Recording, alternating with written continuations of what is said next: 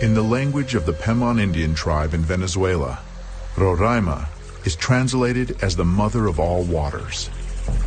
A group of Russian biophysicists set out for this destination in January 2005 to collect a unique sample of water, which scientists say has never been in direct contact with human beings. Such water exists in only one place on Earth, in Venezuela.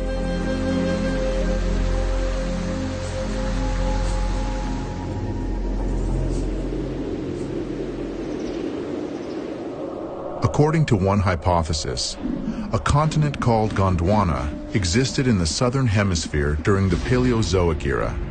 Powerful tectonic processes occurring in the Earth's crust 3.5 million years ago split it into several parts.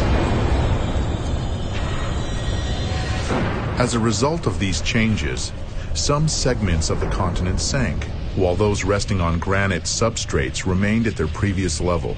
Elevated plateaus were formed, which the Indians called tepuis, meaning pillars. Roraima is the largest of them.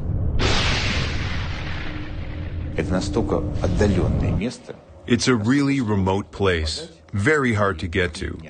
3 days of travel through the savannah and then the jungles. Then you climb an 800-meter wall. It takes a certain amount of enthusiasm. Therefore, we can say that the water we have there is in a unique, virgin state.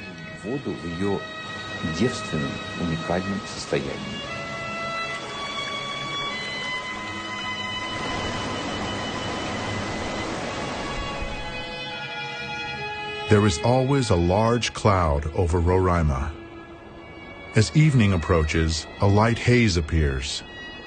When the moon comes out from behind the mountains, the mist begins to glow with an even blue light. And in that light, it is visible how fine droplets of moisture are hanging in the still air. The slightest breath of a breeze, and this watery dust forms into drops. This is the origin of the rain, which rushes down in countless waterfalls.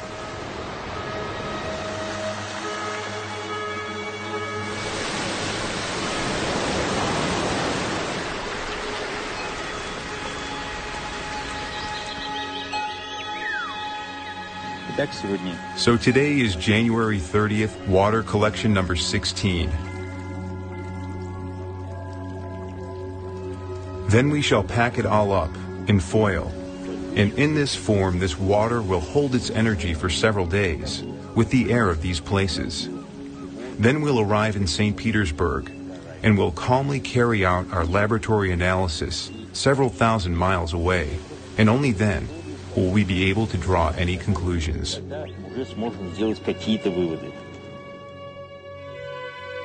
Professor Korotkov's laboratory has developed an instrument that can determine the energetics of water. It works on the basis of the Kirlian effect. Everything that enters a strong electromagnetic field begins to emit light.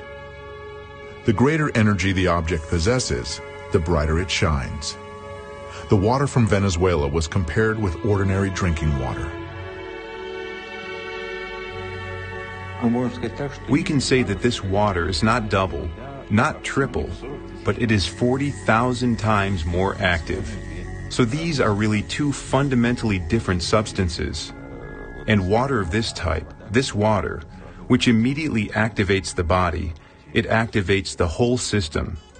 That's why there, where the Indians, despite the deprivation in which they live very long lives and are very happy. They absolutely do not want civilization to come to them.